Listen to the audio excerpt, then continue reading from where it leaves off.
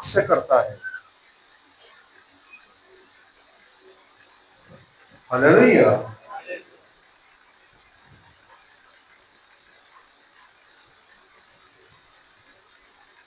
तो आज मैं आपको 3 बातें बताऊंगा, 3 बातें जो आप नोट कर सकते हैं।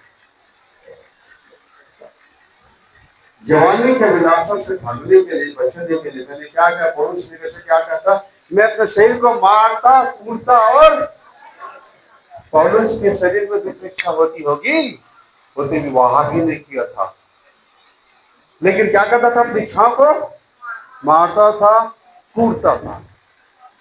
लेकिन आप अपनी इच्छा को मारते कूटते हैं कि नहीं? लेकिन जितना नशेबाज है, शराबी है, वो अपनी बीवी को जरूर कूटते हैं। खुद को नहीं कूटते, अपने नशे को, अपनी इच्छा को, लालसा को, बीवी को कूटते हैं। और कई लोग इतने क्रोधित होते हैं, उनका थोड़ा सा भी अगर इच्छा पूरा नहीं हुआ तो कूट देते हैं सामने वाले को। खुद को कूट नहीं सकते, खुद से तो हारे बैठे हैं। अरे सबसे बड़े योद्धा और जयवंत वही इंसान है जो अपने आप को जीत सका है, अपने लालसाओं और इच्छाओं को जीत सका है, वो जयवंत है। और ये बड़े बड़े टूर्नामेंट जीत रहे हैं, मैच जीत रहे हैं, ये जीत रहे हैं, देश जीत रहे हैं। सिकंदर महान ने कितना महान कहते हैं, वो कितना देशों को जीता था, और आज भी मैं कहता था मैं खुद से हार गया। दोनों हाथ बाहर निकाल देना ताबूत से जब मैं मरूंगा, तो लोग जान सकेंगे सिकंदर अपने साथ कुछ लेके नहीं जा रहा है, जिसने दुनिया को हलचल मचा दिया था, देशों को उजाड़ दिया था वो।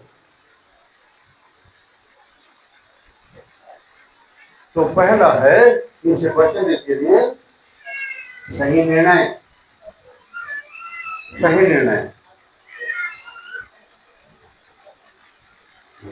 आपको सही निर्णय लेना पड़ेगा आज, सही निर्णय लेना पड़ेगा आज। क्या? जैसा यहोशू ने निर्णय लिया था। यहोशू 24 अध्याय का 24 पद को पढ़िए।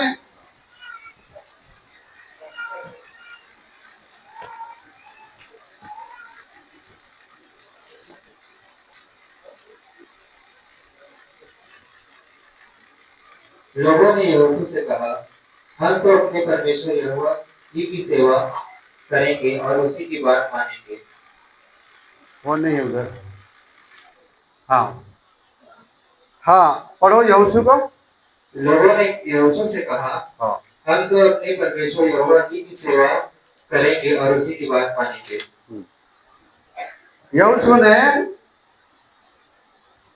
लोगों से क्या कहा? लोगों ने यहोशू से कहा,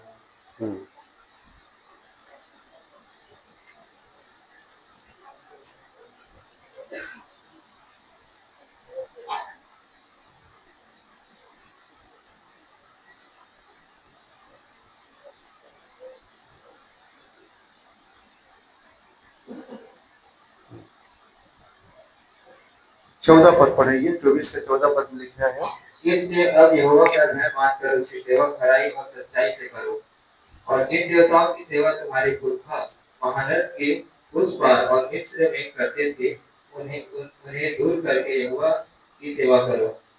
आगे, और यदि यहोवा की सेवा करनी तुम्हें बुरी लगे, तो आज चुन लो कि तुम किसकी सेवा करोगे, चाहे उन देवताओं की जिनकी सेवा तुम्हारे पुरखा महानद के उस पार करते थे, और चाहे अमोरियों की देवताओं की सेवा करो जिनके देश में तुम रहते हो, परंतु मैं तो अपने घराने समेत यहोवा ही की सेवा नित करूंगा। हाँ, यदि यहोवा की सेवा करनी तुम्हें बुरी लगे तो आज चुन लो कि तुम किसकी सेवा करोगे।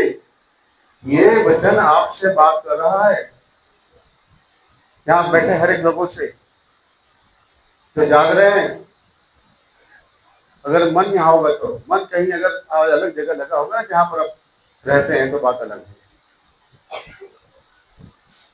परमेश्वर के वचन को हवा में उड़ा सकते हो आप, उस दिन आप भी उड़ाए जाओगे।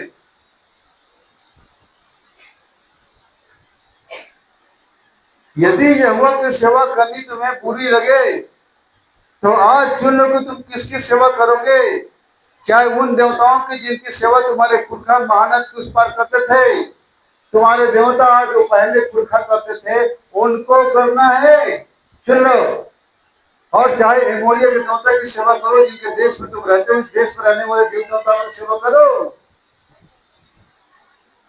परंतु मैं तो अपने घराने समेत यहोवा ही की सेवा नित्य करता रहूंगा। तुम चाहे किसी की भी सेवा करो। यहोशू कह रहा है मुझे कई मतलब नहीं,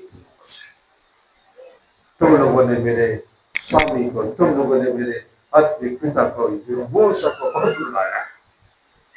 तुम्हारे घर उद्देश्य को नहीं जा सका वो। तो ये भाई यहोशू है,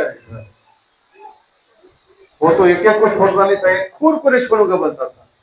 लेकिन मैं तुम्हारा, अगर तुम ऐसा करोगे ना, पीछे देखोगे इस देवता और उस देवता और इधर और उधर, तो तुमको लेके नहीं चलने वाला यहोशू, अपने घराने के साथ चल दूंगा।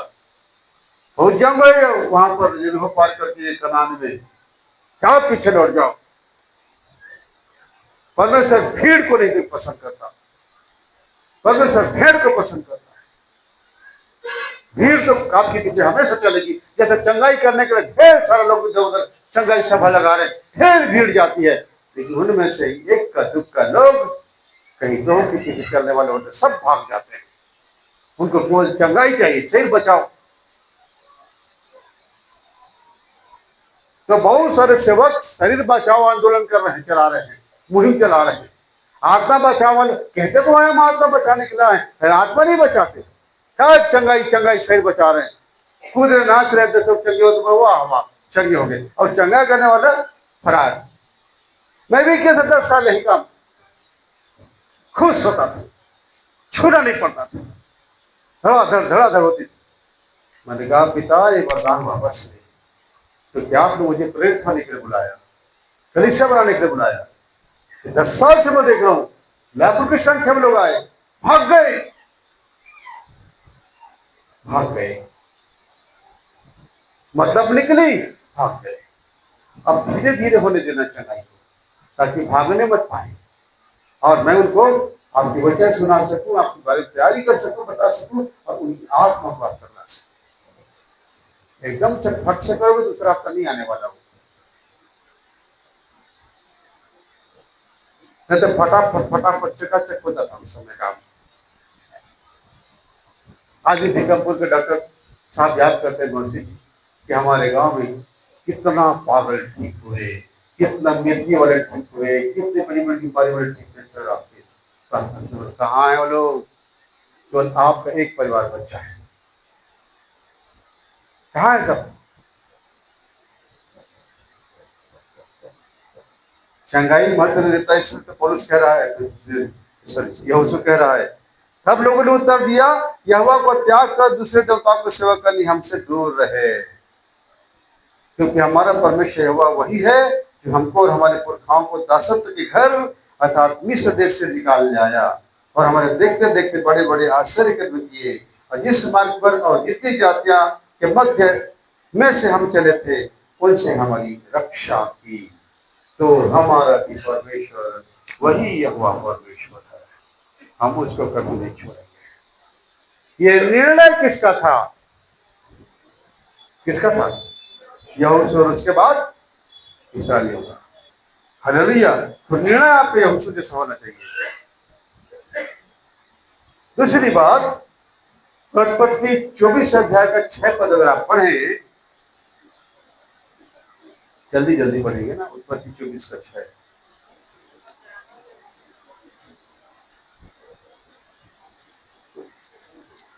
अब्राहम ने उससे कहा, हाँ, 14 साल मेरे पुत्र को वहां कभी न ले जाना।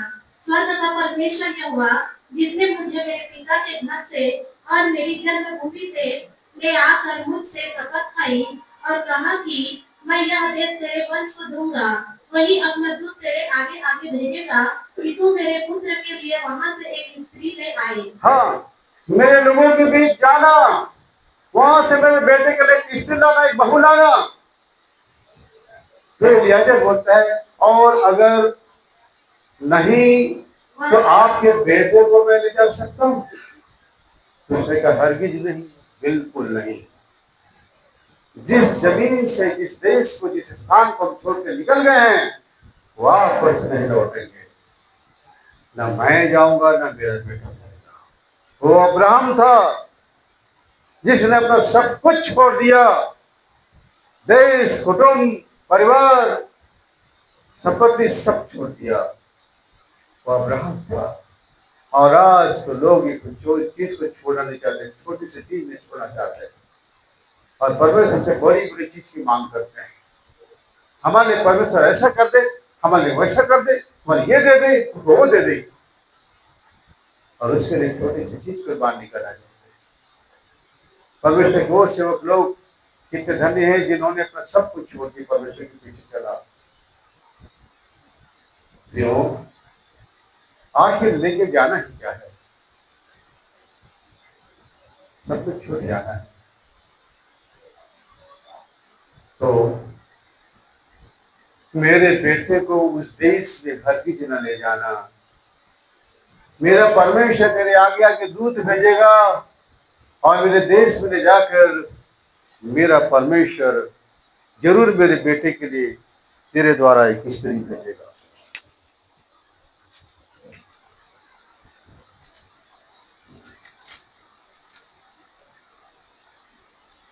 क्या? यह अब्राहम का निर्णय है कि जहां से मैं निकल गया वहां वापस नहीं जाऊंगा। जिस बात से आप निकले हो वह बात फिर बुलाएगा आपको, ज्यादा रंगीन होकर, ज्यादा आकर्षक होकर, ज्यादा सुंदर होकर आपको फिर बुलाएगा। शैतान ऐसी परीक्षा नहीं लेता, पर वो अब्राहम था, इसीलिए वो असफल नहीं हुआ। हमारे जैसे मनुष्य था, बार बार पहले परीक्षाओं में गिरा, लेकिन बाद में खड़ा हो गया। हालेलुया। पुत्र के बलिदान जब मांगा गया ना, तब से शरण हो गया अब्राहम। तो वही है प्रियो, निर्णय सही है तो आपका जान जाए तो जाए, परंतु आप पीछे नहीं लौटोगे। एक बात तो मानना है।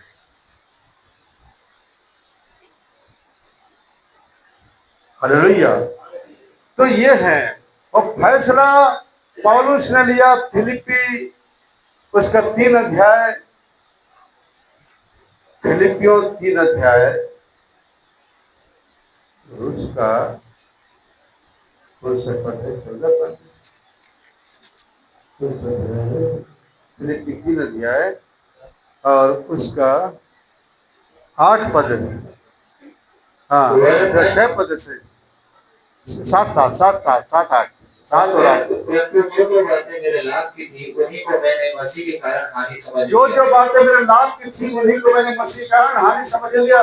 वरन मैं अपने प्रभु यीशु मसीह की पहचान की उत्तमता के कारण, वरन मैं अपने प्रभु यीशु मसीह की पहचान की उत्तमता के कारण सब बातों को हानि समझता हूँ। सब बातों को हानि समझता हूँ, जिसके कारण मैंने सब वस्तुओं की हानि उठाई और उन्हें पूरा समझता हूँ, जिससे मैं मसीह को प्राप्त करूँ। और मसीह को प्राप्त करने के लिए मैं सभी चीजों को, संसार की धन दौलत पद प्रतिष्ठा, सबको मैं कचरा समझता हूँ, पूरा समझता हूँ।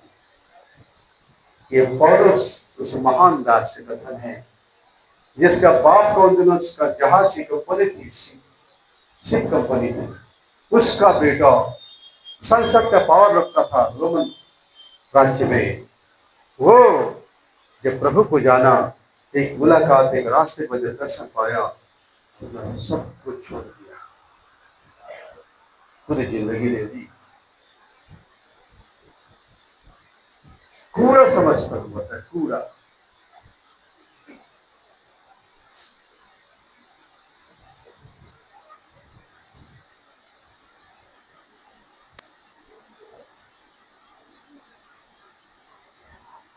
अगर आप निर्णय के लिए एक और आदमी से मिले, वो दानियल है 3 अध्याय का 15 से 18 पद में।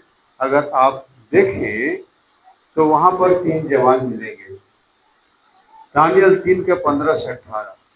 यदि तुम अभी तैयार हो कि जब नरसिंगे, बांसुरी, वीणा, सारंगी, सितार, शहनाई आदि सब प्रकार के बाजों का शब्द सुनो और उसी क्षण गिर कर मेरी बनाई हुई मूर्त को दंडवत करो तो बचोगे।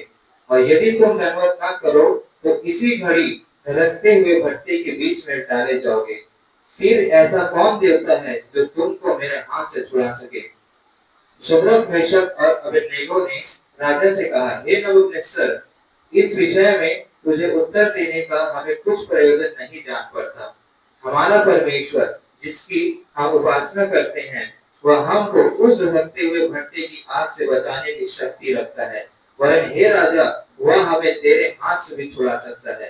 परंतु यदि नहीं तो हे राजा, तुझे मालूम हो कि हम लोग तेरे देवताओं की उपासना नहीं करेंगे और ना तेरी खड़ी कराई हुई सोने की मूर्त को दंडवत करेंगे। 3 जवान यहूदी, 3 जवान सदरक में से अबेदनगो, वो खड़ी कराई हुई मूर्तों के आगे झुकना पसंद नहीं किए जो वो संगीत की आवाज सुनने पर। कहा राजा ने, एक आखिरी मौका है, तुम अधिकारी हो मेरे राज्य में, अगर तुमको अभी भी समय है कि ये वीणा, बांसुरी, ये जितने भी वाद्य यंत्र की आवाज जब तुम सुनो तो झुक कर दंडवत करना है इस मूर्ति का, नहीं तो तुम्हें धधकते हुए आग डाल दिया जाओगे। तो उसने कहा, हे राजा, इस विषय पर हमें उत्तर देने का प्रयोजन नहीं समझते तुमको। हमारे परमेश्वर हमें आग से बचाने की क्षमता रखता है, ताकत रखता है, यहां तक तुम्हारे हाथ से बचाने की भी ताकत रखता है। और अगर नहीं बचाएगा तो भी हम तेरी इस खड़ी कराई हुई मूर्ति के आगे दंडवत नहीं करेंगे। मतलब आग का भट्ठा पसंद है पर मूर्ति नहीं।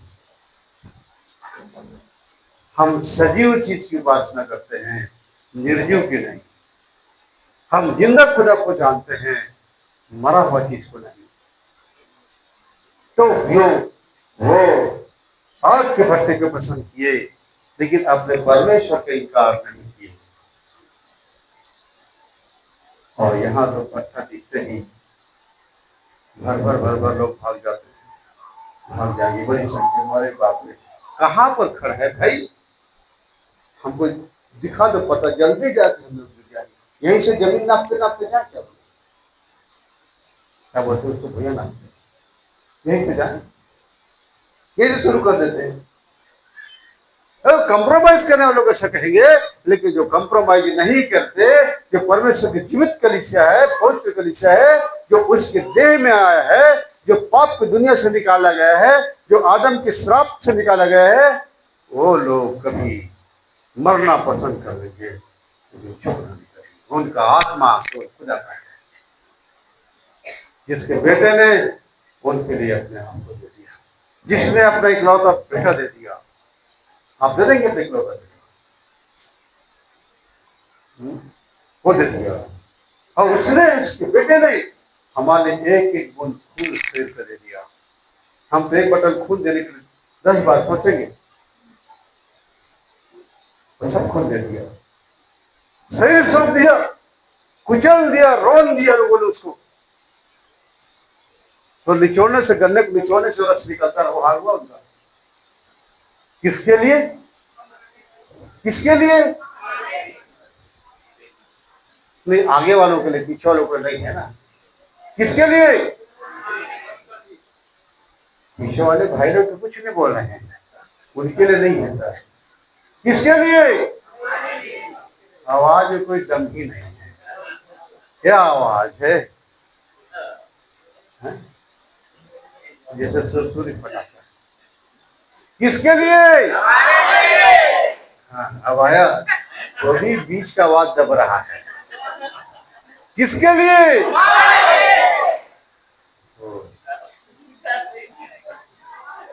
ऐसा खिलाओ कि ऐसा घूमते हुए आदमी आराम से गिर जाए। कोई ऊँग तो नहीं रहा है ना।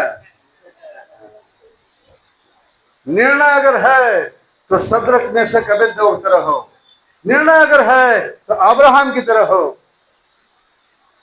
यहोशू की तरह हो, दानियल की तरह हो, जो राजा का भोजन करना मुनासिब नहीं समझा, साग पात खाना चाहा, उत्तम समझा।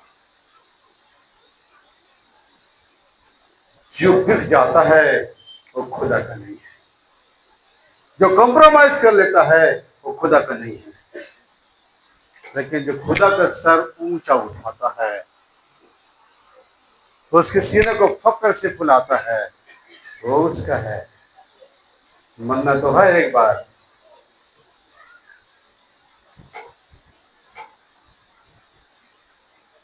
तराई वाले शहर से दो मसीही लोग आए थे, एक सेवा करने वाले, मुझसे पूछते हैं सर इधर कोई सताव नहीं है। मैं बोलता सताव अभी कम है, इधर नहीं है वैसा, लेकिन सताव से क्या, हमारे लिए तो कहीं पर भी है, हम तो हर जगह जाते रहते हैं, यही की बात थोड़ी है, हम तो कहीं कहीं जाते रहते हैं। हम तो छाती ठोक के मेन रोड में हैं।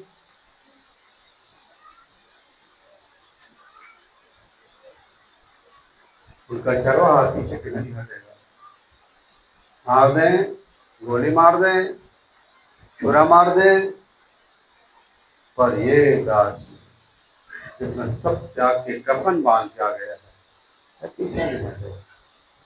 और मैं जहाँ तक समझता हूँ कि मेरे ये भाई बहन लोग भी और मेरे आखिरी संतान भी पीछे नहीं हटेंगे, ऐसा सोचता हूँ। विश्वास करता हूँ आप लोगों पर, सही है मेरा विश्वास?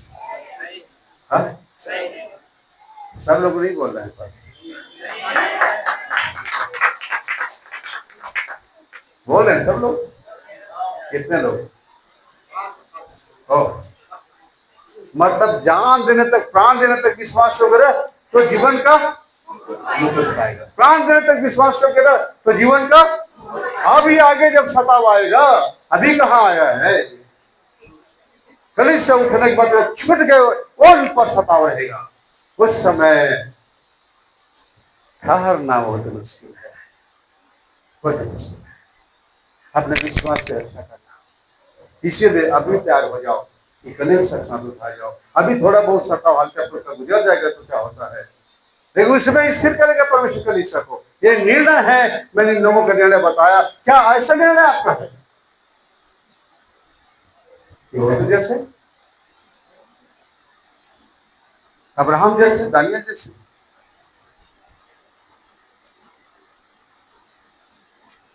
एक और व्यक्ति का निर्णय देखेंगे, मैं तो उसे बहुत ऊंचा मानता हूँ, बहुत ऊंचा। और ऐसा लगता है मुझे अपने आदर्श में मेरा खुदावंद यीशु मसीह मेरा आदर्श है। उसके बाद मैं अब्राहम को मानता हूँ आदर्श में, और फिर मैं यहोशू को मानता हूँ। किसको? नो, यूसुफ। 39 अध्याय उत्पत्ति 7 से 13 पद, 39 अध्याय। इन बातों के पश्चात ऐसा हुआ कि उसके स्वामी स्वामी की पत्नी ने यूसुफ की ओर आंखें लगाई और कहा, मेरे सांसों। पर उसने अस्वीकार करते हुए अपने स्वामी की पत्नी से कहा, सुन, जो कुछ इस घर में है मेरे हाथ में है, उसे मेरे स्वामी कुछ नहीं जानता, और उसने अपना सब कुछ मेरे हाथ में सौंप दिया है। इस घर में मुझसे बड़ा कोई नहीं, और उसने तुझे छोड़, जो उसकी पत्नी है, मुझसे कुछ नहीं रख छोड़ा। इसलिए भला मैं ऐसी बुरी दृष्टि करके परमेश्वर का अपराधी क्यों बनूं? मैं ऐसी बड़ी दुष्टता करके परमेश्वर का अपराधी क्यों बनूं? हाँ, यहोशू की मालकिन पोतीफर की पत्नी यूसुफ के सामने क्या रखती है? गंदा विचार रखती है, गंदा प्रस्ताव रखती है। यूसुफ कहता है नहीं, बिल्कुल नहीं। यूसुफ हैंडसम था, जवान था, खूबसूरत था, अविवाहित था, 17 साल की उम्र थी उसकी। उसकी पत्नी मोहित हो जाती, उसके बाद किसकी पत्नी? मोदी पर की पत्नी, उसकी मालकिन। लेकिन यूसुफ अपने मालकिन की कोई इच्छा पूरी नहीं करता। आज अगर कोई ऐसा हो तो कई लोग खुद जाएंगे, बोले मालकिन अगर कब्जे में आ गए तो बड़ा बात है भैया। मालकिन कह रही तुम सब कुछ जो तेरे मालिक ने तुझे सौंप दिया है, मुझे बस नहीं सौंपा है, मुझे भी ले ले, फिर सब तेरा है, और तेरे मालिक को रास्ते से ऐसा हटाना मेरा काम है, फिर हम तुम दोनों राजा रानी रहेंगे। तो ऐसे में तो अभी अगर आवेदन के लगाया जाए तो बहुत सारे जवान आ जाएंगे। हाँ, रिक्त पद खाली है, वैकेंसी डाल दे, बहुत सारे जवान आ जाएंगे, इसी पैसे वाले। ओ यूसुफ अपने समय में अपने लिए दृढ़ था, और ये यूसुफ फिर हुआ, फिर वो यूसुफ है। 13 साल उसके बदले में क्या मिला उसको? जेल। वो जेल 13 साल का पसंद कर लिया, लेकिन गलत प्रस्ताव स्वीकार नहीं किया। क्या परमेश्वर की कलीसिया यूसुफ के इस निर्णय के अनुसार अपने को भी रखेगी? एक कलीसिया रखेगी, एक कलीसिया रखेगी। जब भी ऐसा कोई ऑफर आता है आपको, तो क्या आप स्वीकार करेंगे?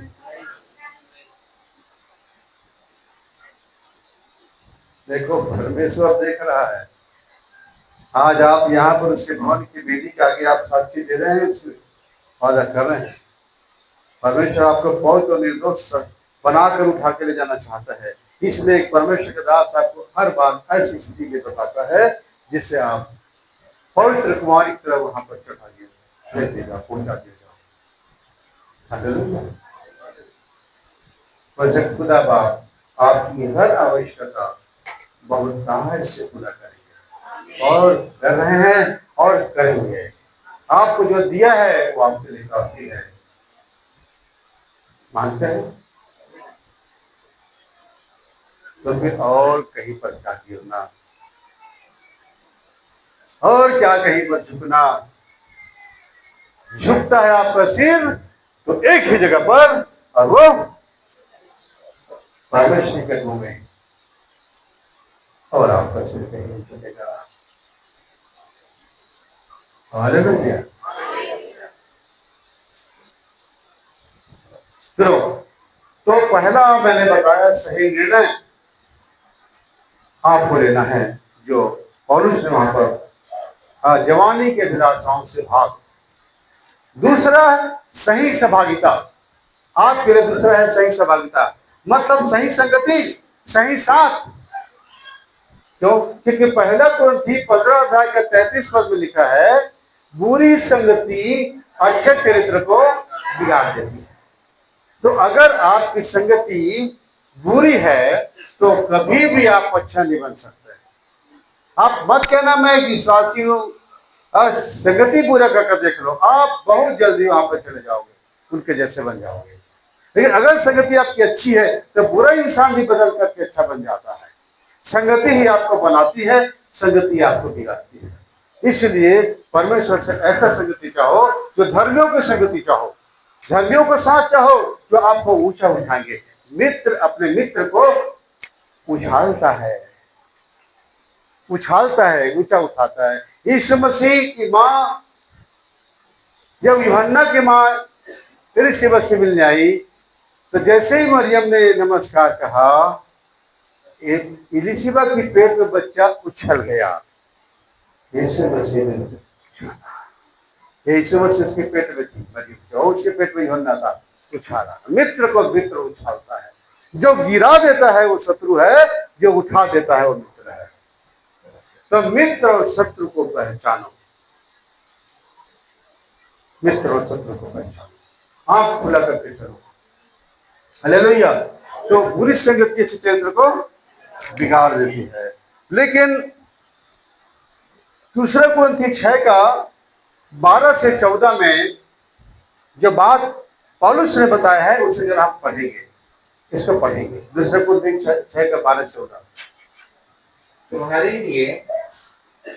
लिए हमारे मन में कोई संकोच नहीं, हाँ, पर दूसरे कुरिन्थियों 6 का, हाँ,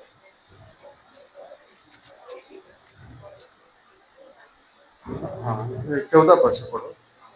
अविश्वासियों के साथ असमान जुए में न जूतो, क्योंकि धार्मिकता और अधर्म का क्या मेल जोल, या ज्योति और अंधकार का क्या संगति, और मसीह का बलियाल के साथ क्या लगाव, या विश्वासी के साथ अविश्वासी का क्या नाता, और मूर्तियों के साथ परमेश्वर के मंदिर का क्या संबंध, क्योंकि हम तो जीवते परमेश्वर के मंदिर हैं, जैसे परमेश्वर ने कहा है, मैं उसमें बसूंगा और उसमें चला फिरा करूंगा, और मैं उनका परमेश्वर होऊंगा और वे मेरे लोग होंगे।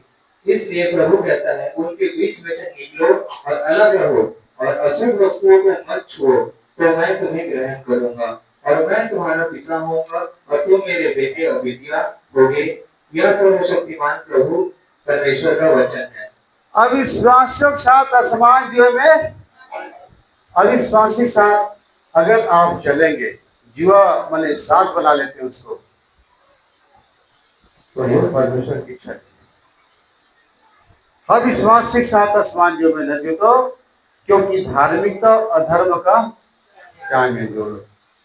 आप धार्मिकता हो और वो अधर्म है, क्या मेल जोल। और ज्योति और अंधकार की क्या संगति, और मसीह के बलियाल के साथ क्या लगाओ, या विश्वासी का तो अविश्वासी का क्या लगाओ। तो सबसे पहले क्या होता है, आप किसी भी अविश्वासी तरफ आकर्षित होते हैं, आकर्षित होते हैं विश्वासी तरफ, उसके साथ एक साथ सहभागिता होते हैं, एक साथ चलना चाहते हैं, उसे पसंद करते हैं, तब क्या होता है, लिखा हुआ है ज्योति और अंधकार की क्या संगति।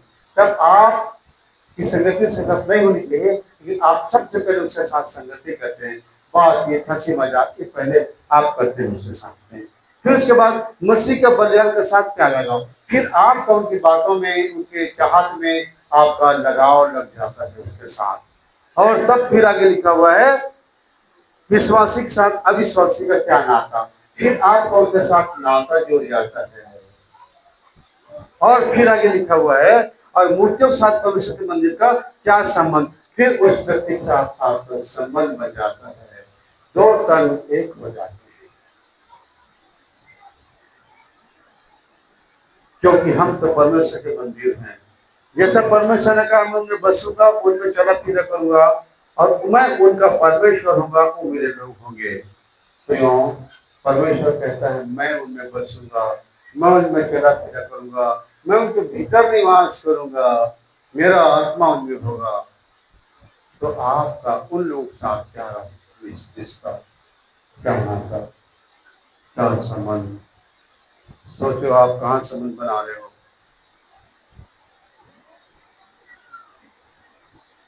इसलिए प्रभु कहता है उनके बीच में से निकलो और अलग रहो, और अशुद्ध वस्तु को मत छुओ, तो मैं तुम्हें ग्रहण करूंगा। अशुद्ध वस्तु क्या है, मूर्ति, क्या, और मैं तुम्हारा पिता होऊंगा और तुम मेरे बेटे और बेटियां होंगे। यह सर्वशक्तिमान को परमेश्वर का। तो प्रियो, परमेश्वर चाहता है कि आप अविश्वासी साथ एक मन हो। आप जीवन में एक बार किसी साथ एक हो गए हो, तो फिर दूसरे साथ एक मत हो। परमेश्वर ने एक को आपके लिए बनाया है। दूसरा, संगति करना है, दूसरा मेल जोल करना है, तो धर्मी लोग साथ के परमेश्वर के भय मानते बहुत लोग साथ संगति करो, तो वो तुम्हें ऊंचा उठाएंगे, वो तुम्हें परमेश्वर के नजदीकता में लेकर चलेंगे, वो तुम्हारे अंदर कोई गलत चीज होगी उसको वचन से प्रकट करेंगे और तुमको पवित्रता में लाएंगे। लेकिन गलत व्यक्ति आपको शोषण करेगा, आपको लूटेगा, आपको मतलब से उपयोग करेगा और एक दिन हट देगा। ये संसार है, इसमें राज्य कौन करता है, शैतान। बचो।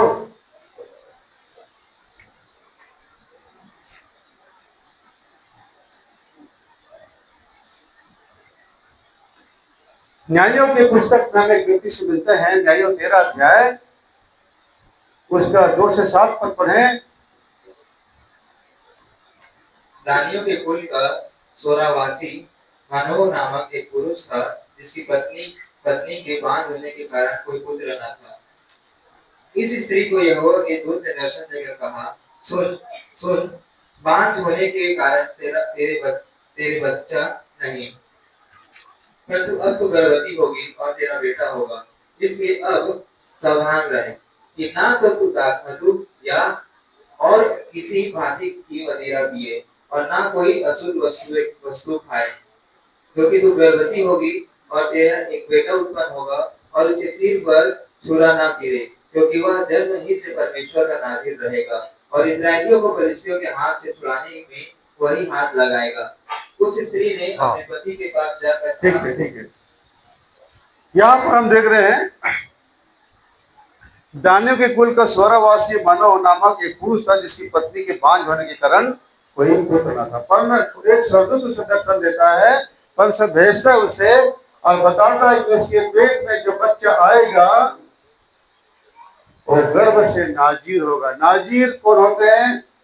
जो लोग कभी दाखमधु नहीं पीते, शराब नहीं पीते, जो कभी स्त्री को छूते नहीं, स्त्री को देखते नहीं, स्त्री के पाप नहीं करते, जिनका सिर का बाल कभी मुड़ा नहीं जाता, तो नाजीर होते हैं। वो कौन था? सिमसोन। ये सिमसोन प्रियो, सिमसोन अति बलशाली था। एक बार में 1000 लोग को गधे के जबड़े से मार दिया। इतना ताकत उससे लोग डरते थे, हजार लोग एक बार उसके पास में आते थे। इतना बड़ा सूरवीर होता था, हाथियों जैसा चलता था जब वो चलता हो, थर्राते थे जिधर को निकलता लोग। फलिश्तियों से छुड़ाने के लिए इस्राएलियों को परमेश्वर ने भेजा था, मुहिम में एक मिशन में भेजा था। लेकिन हम इसी को आगे देखते हैं प्रियो, तो वो व्यक्ति क्या करता है?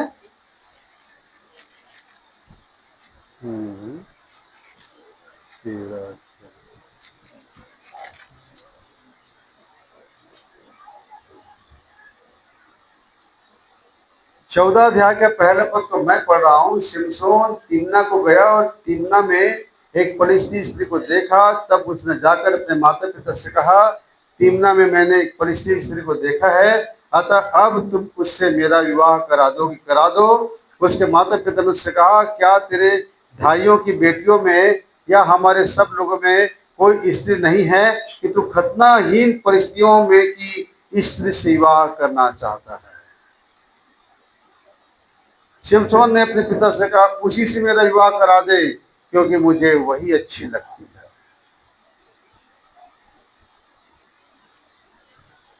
आ गया ना लाइन में, पोट्री छोड़ दी, लाइन से बेलाइन हो गया, जबकि उसे स्त्री ही नहीं छोड़ा है, नाजीर है।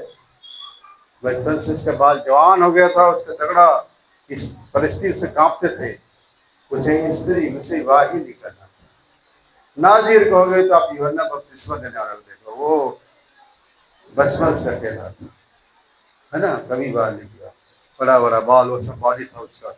एक बार के सांप के बच्चों पर थर्राते बड़ी बूंदी लोग आते थे बपतिस्मा लेने के लिए। राजे हेरोदेस उसके वहां नदी में चिल्ला रहा, तो राजे हेरोदेस वहां राजबन में कांपता था उससे। अरे वाह, कह देना उस क्या बेचारी से, कामुक इंसान से, जिन्होंने अपने भाई की पत्नी पर नियत लगाया। थर्राता था हेरोदेस यूहन्ना से। नाजीर जीसस थे, जिसके सिर्फ बाल नहीं सकता, जिन्होंने कभी सभी को नहीं छुआ। हमारा परमेश्वर अटल ब्रह्मचारी है, वो पिता है और सब उसकी संतानें हैं। जितनी भी स्त्रियां इस